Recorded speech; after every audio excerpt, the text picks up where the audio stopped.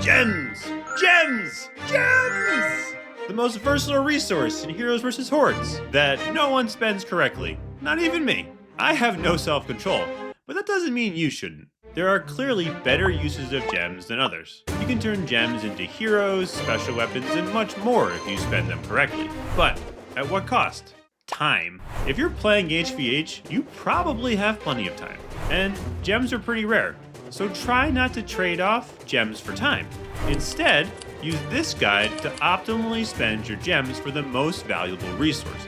Because the biggest form of skill expression in HVH is spending gems tomorrow that you could spend today. Are you up for the challenge? Let's start off by looking at how to earn gems. Every day when you log into Heroes vs. Hordes, it feels like the game just throws gems at you from every direction. And that's because they are, but in very small denominations. There are roughly 7 small sources of gems that add up over the course of the month to something pretty substantial. You get 50 gems from daily quests. Those add up to 1,500 over the course of a month. You get 175 gems from a weekly quest, which adds up to about 700 over the course of a month. There's the merchant, who gives you 10 gems a day, 50 gems a week, and 100 gems a month, which equates to about 600 gems over the course of the whole month. You can claim 20 gems a day in the shop for another 600 a month, and 50 gems in the weekly web shop, which is 200 a month. That's 3,600 gems a month by clicking on everything every day over a 30-day period. However, if you're new to the game, you'll get even more gems from completing normal mode and hard mode chapters. Each normal mode chapter offers 25 gems, and each hard mode chapter offers 40 gems for the first time you clear it. But there's still even more sources of gems.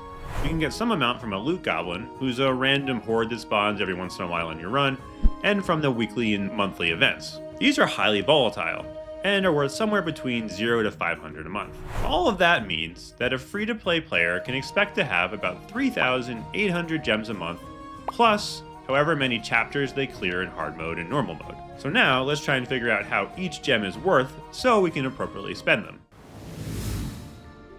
How do you measure a gem? In keys, in dust, in time, save grinding, in adventure, or even real money? Okay, sorry for singing. But as we shall see, the value of gems comes from real money, time, and in-game currencies. So with those 3 concepts in mind, I'm first going to tackle the real money value of gems. There are several places where you can just straight up buy them. The first place you can buy gems is from the daily merchant. He'll happily sell you 80 gems plus some other stuff for $1. That makes his gems worth 1.2 cents, plus whatever the extra value is in the other stuff. Or you can buy 14,000 gems for $100 in the shop, which makes each gem worth about 0.7 cents to get them instantly, but in a much larger quantity. However, if you're willing to trade time for money, you can get 6,000 gems for $15 via the daily gem deal. That comes out to only 0.25 cents per gem, the cheapest option on the order of 5 to 6 magnitudes. Put it all together and you can say a gem is worth somewhere between 0.25 cents and 1.2 cents, plus some additional time cost. For the purposes of this video, I'm going to assume that a gem is worth 0.7 cents, or $7 per 1,000 gems. That'll let us accurately value different items in the game based on real money value. However, you can also compare them at in-game value. You can turn 1,300 gems plus 30 days of your time into the adventure hero. That's the most guaranteed gem-efficient way to grab a hero in the game. But it does take 30 days, and that gem cost is roughly $10.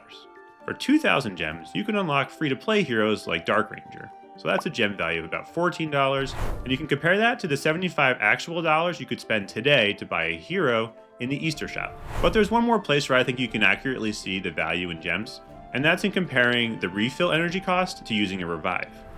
A revive costs 60 gems, and to fill up all your energy once is 100 gems. So the trade-off here is really in time. If you're using that revive at the end of a run, then you're going to be saving 10 to 15 minutes of your life for the effective cost of 35 gems.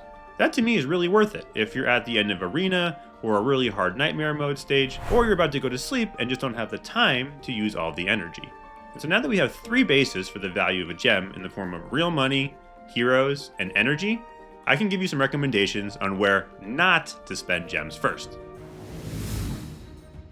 I can pretty definitively say you should not be spending gems on these: coins, gold keys, silver keys, jewels, reshuffles, hero resets, talent spins, guild tickets, or enchanted eggs. I'm going to put up a chart now that shows the value of each one of these in real money dollars. You can then compare that to how much it costs to buy a refill of energy and then use that to do 4 runs, at least at my level. For me, I can expect to get 80 million coins, 2 gold keys, 4 silver keys, about 400 orbs, and 400 dust if I use all the energy for 4 runs. The energy cost would be about 70 cents in gems, but I'm getting about $10 in value from doing those 4 runs, making my gem usage incredibly efficient. But it's going to cost me an hour of my time, so try and gauge the value of what you're getting versus the time it takes to get it. But now that you know that I'm just a crotchety old man that tells you to wait and save, let's see what to actually spend gems on in this game.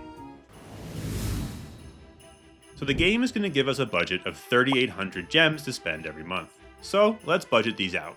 The single best use of gems each month is getting the adventure hero. For 1,300 gems, it's a guaranteed hero for about $10 in value. Next, if you need to use a revive in order to clear something like Arena 19, Arena 20, or the end of a chapter that you've been spending a lot of time trying to beat, I think that's worth it. So let's give you a budget of 400 gems a month to spend on revives. That leaves us with 2,100 gems. I think it's worth spending once on Lucky Draw. Spider Pig has given me an intense amount of information on this, and I'm going to do a separate video on it, but that one spin a week will let you conserve gems for better purchases later on. And because there's a chance at gems on the spin, it actually nets out to a wash over the course of the month. So we're still at 2,100 gems to spend. My personal favorite way to spend those is in the farming or mining events. For 3,000 gems, you can guarantee yourself getting whatever weapon is on sale that week. That's about $30 in gem cost for the weapon. But like I said, it's going to take 3,000 gems to do it, so you're looking at about 6 weeks of savings in order to achieve it. The next best place to spend gems, in my opinion, is for a hero that you really want at the end of a quest week.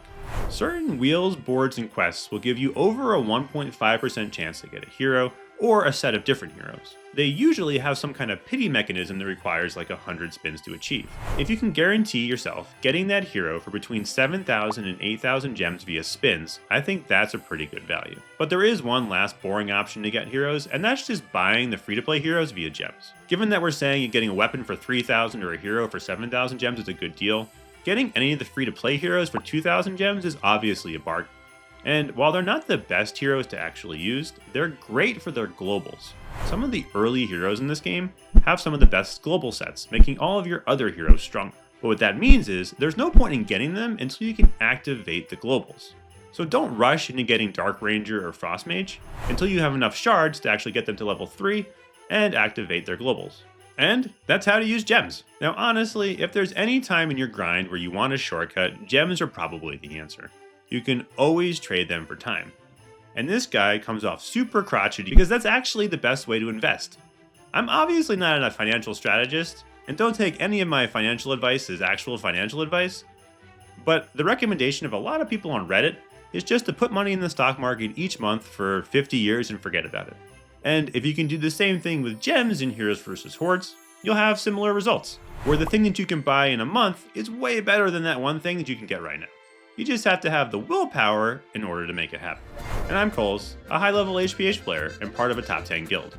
You can find me here on Discord or on my website, hvhlounge.com. If you want priority answers to your questions, you can sign up for my Patreon, where you can also become an executive producer. The executive producers of this video are Cake Invictus and Riverwind. Please subscribe if you like the video. And remember, always do your adventures! Gems! Gems! Gems! Gems! Gems! Gems! Gems! Gems! Gems! Gems! Gems! Gems!